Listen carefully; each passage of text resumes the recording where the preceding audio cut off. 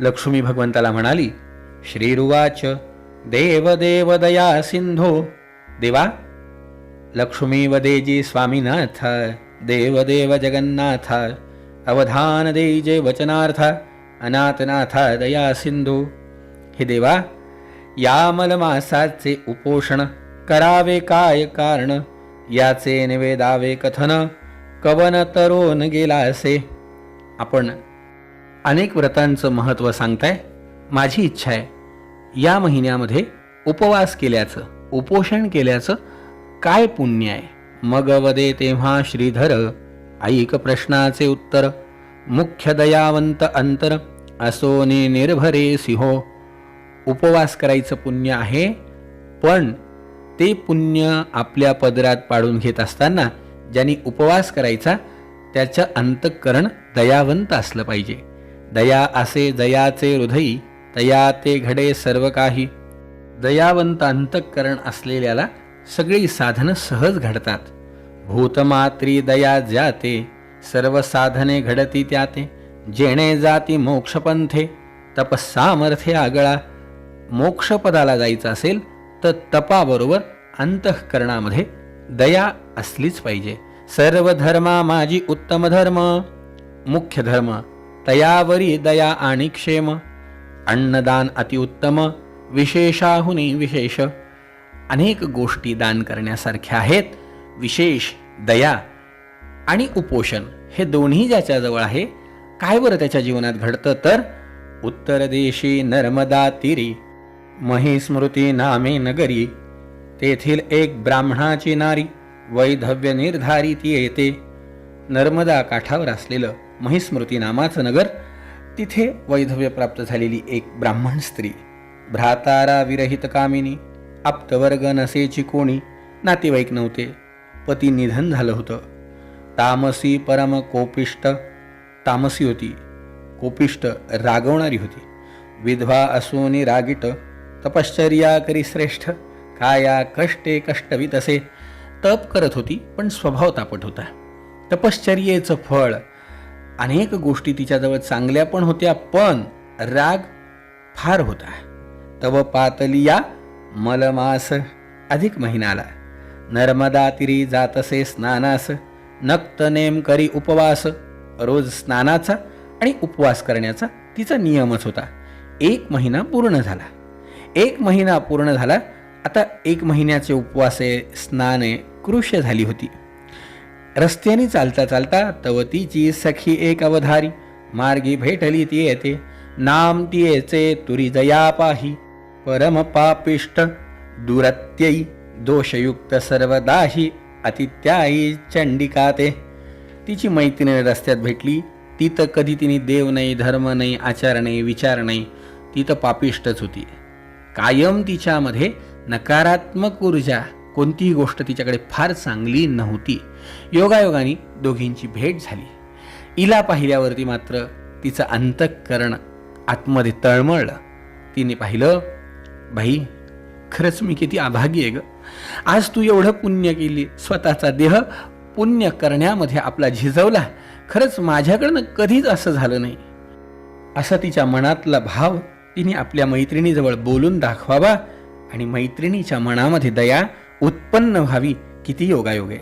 पहा कर्माचे विंदान, किती माझं कर्म वाईट आहे ही ती बोलत होती सारखं. पोटी नरिघे संतान, मला कधी दान नाही, धर्म नाही, पोटी संतान नाही.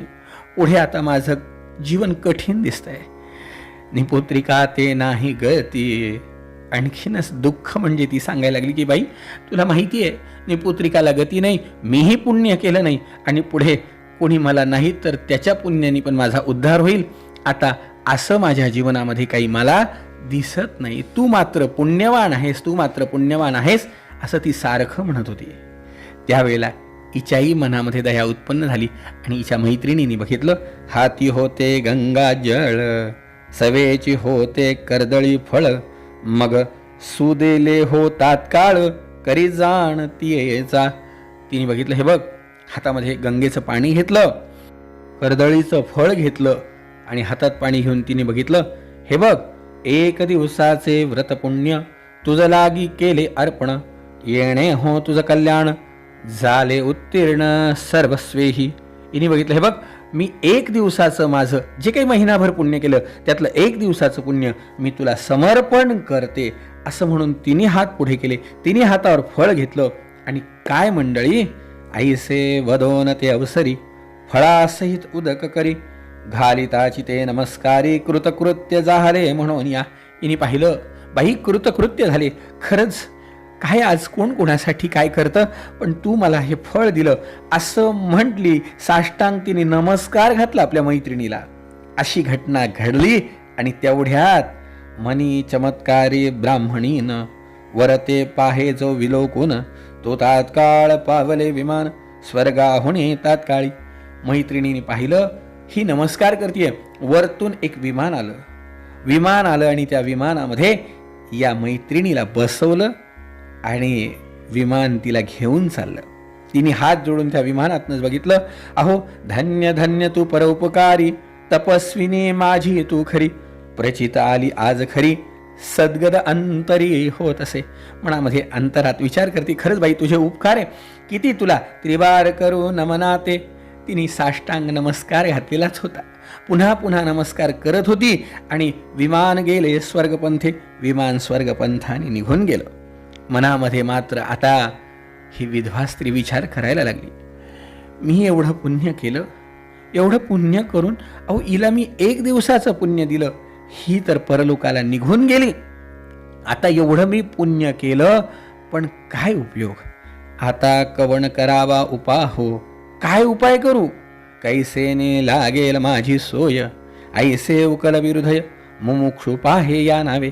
मनामध्ये विचार करते की माझा उद्धार कसा होईल आणि माझा उद्धार का नाही झाला. अहो एक दिवसाचं पुण्य मी दिलं तर हिचा उद्धार झाला, माझा का उद्धार नाही झाला. तिच्याही मनामध्ये प्रश्न सुरू होता. आपल्याही मनामध्ये हा प्रश्न उद्भवणं साहजिक आहे मंडळी. फार सुंदर शास्त्रकारांनी सांगितलं की याचं कारण काय, तर समूळ पापे असली या पाही, पुण्यलेश नेनेची काही, उपरती होता हृदय उद्धरून जाई तात्काळ. जिने कधी आयुष्यात पुण्य केलं नाही पण तिला तिच्या केलेल्या पापकर्माचं मनामध्ये दुःख झालं. पुण्यकर्म करणाऱ्या माणसाच्या मनात सुद्धा कुठेतरी भाव शुद्ध होणं पण गरजेचं आहे. कर्माने पुण्य होतंय, शरीराने पुण्य होतंय, पण अंतःकरणामध्ये सुद्धा केलेल्या पुण्याचा कुठेही अहंकार नको. कुठेही मनामध्ये ते पुण्य करतोय त्याबद्दल आजकाल ते खूप झालंय. माणसाला माहिती आहे, माणूस करतो थोडं, बोलतो खूप. बरं जाऊ द्या, बोलतो तरी जे करतो त्याचा फार अहंकार मंडळी, फार अहंकार.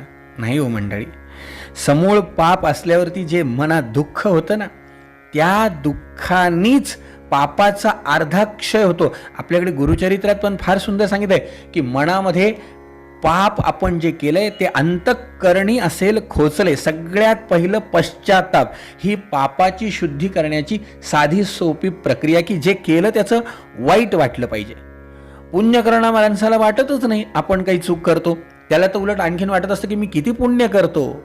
समूळ पापाचा ठेवा अर्धलेश पुण्यवट बरवा, तो कैसेने तळो पाहे जीवा, करू नये हेवा दुजियाचा. समूळ पाप जेव्हा झडे तेव्हा पुण्यलेश अंगी जडे, उद्धारा गती समगरूकडे जाता विलंबन लागेची. अजिबात विलंब लागत नाही, एका क्षणामध्ये त्याचा उद्धार होतो ज्याच्या अंतःकरणाची शुद्धी होती. मनामध्ये विचार करतच होती. काळ पुढे पुढे चालला. मंडळी जी स्वर्गामध्ये गेली. जेव्हा पुण्याचा अंश संपला त्यावेळेला तिला पुन्हा जन्माला यावं लागलं. पण भाग्य, काही जे पुण्यपदरी होतं त्याचा प्रभाव गंगेच्या काठावरती एका विप्राच्या घरी जन्म मिळाला. तिचं नाव काशीनाथ असं ठेवलं गेलं. ब्रह्मचर्य सांभाळून कालांतराने पुण्य करायला हा लागला. तेव्हा हीच वैधव्य प्राप्त झालेली स्त्री म्हातारी झालेली होती. पण अनेकांसोबत तीर्थयात्रेच्या निमित्ताने ती अनेक क्षेत्र करत करत काशीला आली. तेव्हा विश्वनाथाचं दर्शन घेतलं. त्यावेळेला हा काशीनाथ विप्र तिथे भेटला. पुण्यपदरी होतच मागच्या जन्मीचं पुण्याईच्या योगाने आठवण झाली की इने आपल्याला एक दिवसाचं पुण्य दिलं. म्हणून त्यांनी म्हातारीला थांबवून घेतलं, नमस्कार केला. आपण मला पुण्य दिलं त्या पुण्याईच्या बळावरती हा जो प्रवास झाला स्वर्गापासून पुनर्जन्मापर्यंत, हा सगळा कथन केला. हे सगळं ऐकल्यावरती मात्र हिच्या मनात आणखीनच विषण्णता निर्माण झाली. मनामध्ये सारखी विचार करायला लागली आणि विचार करता करता मंडळी एक तंद्री तिची लागली. बस बाकी सगळं तिने आता बाजूला ठेवून दिलं. आणि तिची अवस्था बस आता एकच, देवाचं नाव. इतका ध्यास लागला मनामध्ये. जे काही विषण्णता होती, जे काही दुःख होतं, ते सगळं तिच्या मनातलं निघून गेलं. आणि जेव्हा ती अगदी स्वच्छ भाव जो देवाला अपेक्षित आहे त्या भावनेने तिचं युक्त जीवन झालं. तिच्या मनामध्ये निर्माण झालेल्या अनेक गोष्टींच्या चिंतनामुळे तिने केलेलं अघनाश झाला. आणि अघनाश झाल्यावरती भगवंत भूतकेवी झडपिती येते, ही तव झडपली महद्भूते, ऐसे वर्तता तेथे नवल, अद्भुत ते वर्तले. हिचा पापलेश सरला, जिचा पापलेश सरल्याबरोबर भगवंतानी तात्काळ विमान पाठवलं. तिलाही दिव्य देह करून भगवंत आपल्या परमधामाला घेऊन गेले. हे काशीनाथ विप्राने पाहिलं. मात्र त्याच्याही मनामध्ये निर्माण झालं की खरंच आपणही काही केलं पाहिजे. त्यांनी पुन्हा चंद्रेश्वर नामक काशीमध्ये लिंग स्थापन केलं देवाचं.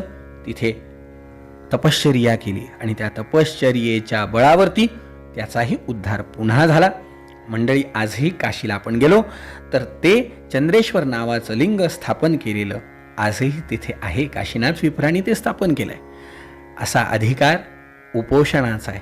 उपवास केला एका दिवसाच्या पुण्याईने, ऐसे हे मलमासाचे कथन, त्रिवर्ग गेले उद्धरुण, एकी झाले जन्म दोन, एकी स्वदेहाने उद्धरिली. एकीचा एका जन्मातच आणि एकीचा 2 जन्मामध्ये उद्धार झाला मात्र अगदी निर्विवाद सत्य आहे. भगवंताच्या कृपेने असा उद्धार सगळ्यांचाच हो. विना आधारे सर्वथा न चालेची हो कविता, केवळ नव्हे ही दंतकथा, पहावे ग्रंथार्थ आदरे. ही नुसती कहाणी नाही आहे, ही गोष्ट नाही आहे, ही सत्य कथा आहे. ज्याच्या मनात जसा भाव आहे ना, असं म्हटलंय, जया मनी जैसा भाव तया तैसा अनुभव, दाविसी दया घना ऐसी तुझी ही माव. भगवंताची कृपा अशी आहे की सगळ्यांना त्याच्या कृपेचा लाभ व्हावा, तुम्हाला मला व्हावा, हीच भगवंताच्या चरणी प्रार्थना करायची. स्वस्ति श्री मलमास महात्म्य ग्रंथ पद्मपुराणीचे संमत मनोहर सुत विरचित नवमोध्याय गोडहा. गोपाल कृष्ण भगवान की जय.